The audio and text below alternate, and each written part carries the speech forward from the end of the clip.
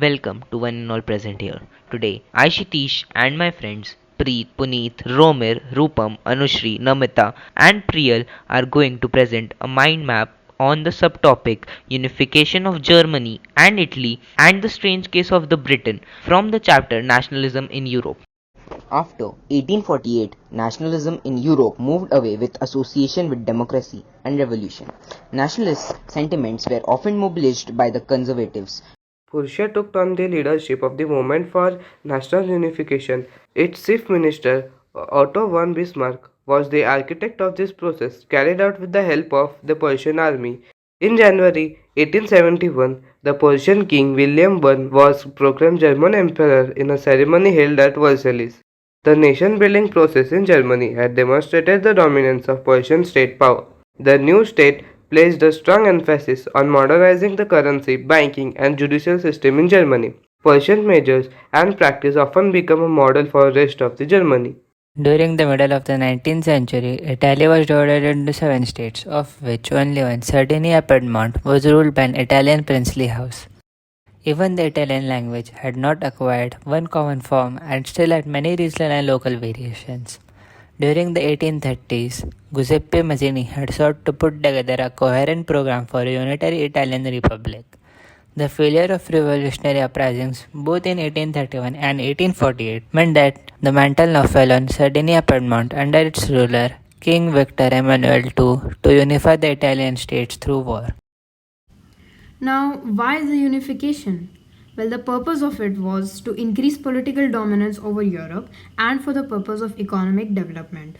Chief Minister Cavour, he was the one who led the movement to unify the regions of Italy. He was neither a revolutionary nor a democrat.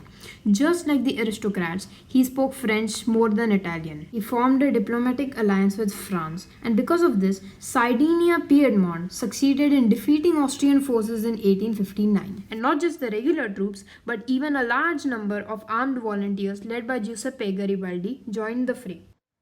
In 1860, they marched into South Italy and the Kingdom of the Two Sicilies and succeeded in winning the support of the local peasants in order to drive out the Spanish rulers. The peasant masses who had supported Garibaldi in southern Italy had never heard of Italia and believed that L'Italia was Victor Emmanuel's fief. In 1861, Victor Emmanuel II was proclaimed the King of Unified Italy. However, much of the Italian population, among whom rates of the illiteracy were very high, remained blissfully unaware of the liberal nationalist ideology. In Britain, the formation of the nation-state was not the result of a sudden upheaval or the revolution, but the result of a long drawn-out process. The primary identities of the people who inhabited the British Isles were ethnic ones, like the English, Welsh, Scot or Irish. All of these ethnic groups had their own cultural and political traditions. The English nation steadily grew in wealth, importance, and power. It was able to extend its influence over the other nations of the islands. The English Parliament, which had seized power from the monarchy in 1688 at the end of a protracted conflict, was the instrument through which a nation state, with England at its centre, came to be forged. The Scottish Highlanders were forbidden to speak their Gaelic language or wear their national dress, and large numbers were forcibly driven out of their homeland. The Act of Union 1707 between England and Scotland, that resulted in the formation of the United Kingdom of Great Britain, meant in effect that England was able to impose its influence on Scotland.